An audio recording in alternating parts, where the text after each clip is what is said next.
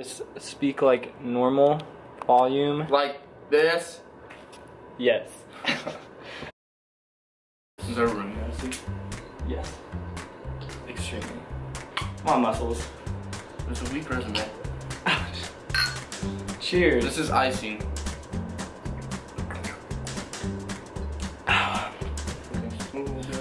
Good morning, Wabash. It is not morning, it is not Wednesday, but by the time you watch this, it'll be Wally Wednesday, and we only have 10% battery on our camera, so today is speed shooting. Wrap around. What? I am with my very heterosexual roommate, Addison. Straight. Bring it. Tell us a little bit about yourself.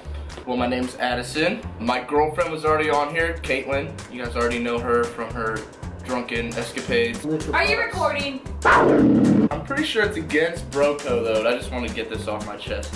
To have somebody else's girlfriend on before them. I'm not sure. She was here. But I think it is. She was here, but she didn't do Wally Wednesday though. Just like Caitlin, my side piece. So, today, not really a shameless plug, but Addison works in career services, and he's kind of our Fidel. Hey, Scott. Scott Crawford, I know you're watching this. He's kind of our career guy. So, Addison, I am a senior and hoping to look for a job soon, but I've got this weak-ass resume that I don't know what to do with it. Can you help? I can help that. It must. Oh, I'm supposed to. Judy chop it. Judy chop it. Screw that weak-ass resume. So today we are going to build a stronger resume. First of all, ABCs of resume reworking. How to build a strong resume. A, alignment. You gotta make sure everything's tidy. You want your resume to kind of look clean and presentable. Unlike our room. It's gotta be clean and organized and look all pretty. Somebody's gonna be looking at your resume for 2 seconds, so you gotta make it jump out. B, I guess bold. Same thing with the alignment. Make sure that you're bolding and kind of drawing attention to the things that you want people to see about. You want to highlight the things that you want to talk about in your interview, because ultimately that's just going to be their template for asking questions. C, oh, this is challenging. Catch, crawfish, career. Career, yeah. I'm gonna say what to avoid. Avoid catchiness. You don't want it to be this cliche thing, hardworking individual who's a leader. That's every single person in America thinks that they're a hardworking individual who's a leader. You want it to have something that is actually gonna stand out and make the person who's looking at your resume, the HR rep, actually pick you as somebody who they want to move forward with and have the interview. Flash haiku, Dave Matthews Band. 575. I'm glad you told me the rules of a haiku, now I know. Yeah. Dave Matthews Band. That's 4, that's gonna be rough to do. So you can't start with 4. Then you can throw an is in there. There's your first That's chunk. poetic. Is.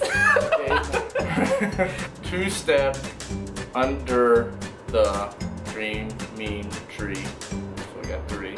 Those are 2 songs. Oh. I really hate haikus.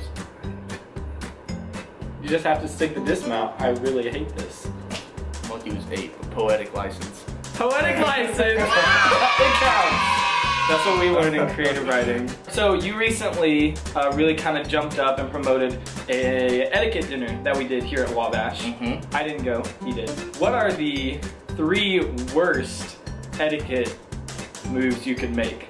When you're at a formal dinner, one of the worst things that you can do, so there's always going to be food at these dinners, right? You're going to be walking around, and the point of these dinners is not really to eat. You're not actually going there to have a meal. Can I say on this? Yeah, I'll beep it. You're going to basically network. Nobody who's rich and fancy is going there to eat because you can eat at home. You're going there to network. The worst thing that you can do is every single place, every single thing that you walk by, ooh, shrimp cocktail, you grab a piece of shrimp. Your hands are just full of this food, and like, what do you do? Shrimp, yeah, it's good, but now you have this tail. Now what do you do with this freaking tail? And eventually you have like napkin, like half a wine, just you got all this shit, all this stuff in your hand, and you don't know what to do with it. And then somebody comes up, Prime Minister of Canada, comes up and he's trying to shake your hand and you're like, Addison Hummel, damn glad to meet you. Oh, hi, Nathan Bodie. Nice to meet you. So that's number one is like, keep your hands clean. If you're hungry, eat a peanut butter and jelly before you go. Like, figure it out. Duly noted. Remember what your napkin is actually there for. So, you know how you have your napkin and like you lay it down and there's a right way to put it, which we can get into a big discussion about that. But like, it's there to just like, it's supposed to keep you clean, but really it's like, look how classy I am. And you put it in the right way. You're trying to be like, oh, I know etiquette, and then you put it on. Like, it's the right way, the folds the right way, everything. Little things, keep the little things in mind because those are the things that are gonna set you apart from the person who's like, I went to an etiquette dinner once, or I do this. Or didn't go at all. Yeah. Don't be the guy who's like shamelessly trying to network at an event. Remember that all... Shameless plug? Shameless plug. Don't yeah. shameless plug at networking events. Everything is like, even these little conversations are networking. You don't have to be like, you should come talk to me if you ever have a need for packaging supplies. Like, okay, I don't, but people will remember what they need to remember. Well, thank you for helping me build my resume.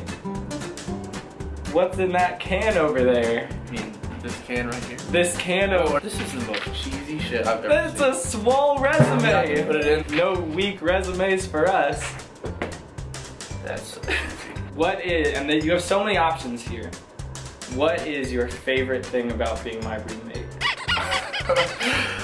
So I watch a lot of political news. Like, I'm really into politics. I feel like I know pretty much what's going on. I have a good grasp of it, and so do you. My favorite thing is when Bodie will say something, like before we start watching the news, he'll say something exactly that a Republican politician is saying, but in a different kind of, you know, different words.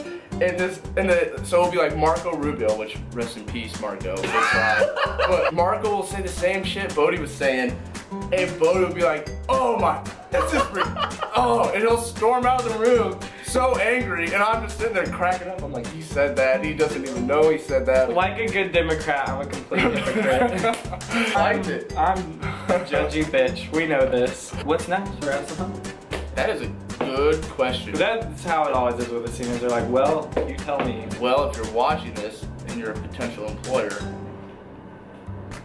don't shamelessly network, obviously. The world's a playground. I'll figure it out. Figure it out. I like it. No, that's good. So that's it for Wally Wednesday this week. We didn't have one last week because I was putting together a video from our immersion trip to Florence over spring break, which was super cool. That'll be on the YouTube channel by next week once it gets all wrapped up and finished. If you liked the videos, share it, like it, subscribe it. If you thought it was hippie liberal trash, comment, which it is, obviously. But let me know why you think it's hippie liberal trash. With that, as always, Wabash, I will see you for the next video. And everybody, Love everybody. Like I need you.